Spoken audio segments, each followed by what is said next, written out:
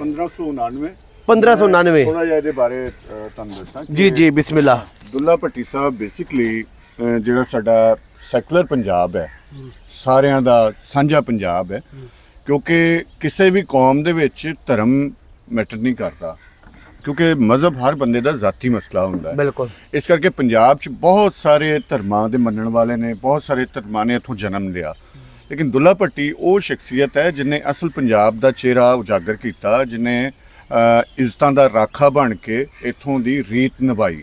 दूसरा है कि एक बहुत चीज़ गलतुलाम है, मैं उन्होंने थोड़ा दसना चाहवागा कि बेसिकली दुल्ला भट्टी है, अब्दुल्ला भट्टी नहीं। दुल्ला पंजाब च ना रखा जाता सी, दुल्ले का मतलब है शेर गज्जण वाला बहादुर, लिहाजा साडे पंजाब विच प्योरली ना रखे जाते हैं दुल्ला।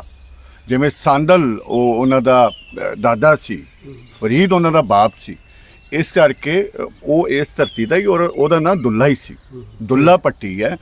और इस खास करके जिहड़ा साम्राज के नाल एक वड्डे राज नाल टक्कर लैना जो पंजाबियों की रीत रही है, सो उन्होंने ओहदा बहुत वड्डा आगू है दुल्ला भट्टी, जिन्हें पंजाब की लाज रखी, रीत निभाई और इत्थे खास करके उचेचे तौर पर जिहड़ी अज भी लोड़ है कि सानू पंजाबी बनने की लोड़ है।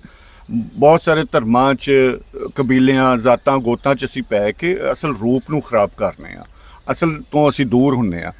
तो दुल्ला भट्टी उहदी इकाई जिहड़ी पंजाब दी उहदी अलामत है, जिन्हें कि पंजाबी वास्ते पंजाबीयत वास्ते काम किया, इस धरती वास्ते जदोजहद की, इहदी आज़ादी वास्ते जदोजहद की कि गैर नूं दूजे नूं इत्थे हाकम नहीं मन्निया और उहदे हुक्मां नूं मन्नण तो इनकार किया, क्योंकि असीं साडी धरती आज़ाद है, असीं अपनी धरती ते वन्ने आ, अपनी धरती दा खाने आ।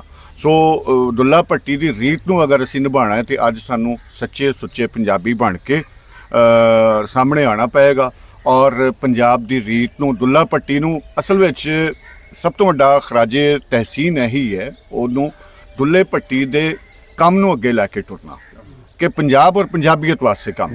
बहुत मेहरबानी।